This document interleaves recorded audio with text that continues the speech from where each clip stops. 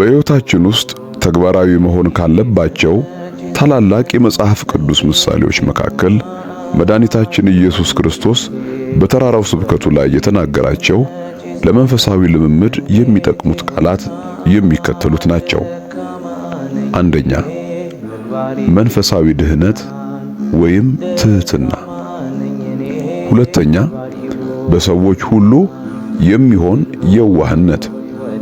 ሶስተኛ፣ ለሚያስፈልጋቸው ሁሉ ምሕረት ማድረግ።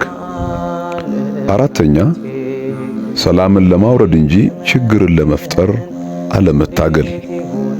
አምስተኛ፣ መከራን፣ ስደትንና የሐሰት ምስክሮችን በደስታ መቀበል ስለ እግዚአብሔር ስትል የምትቀበለው ነውና።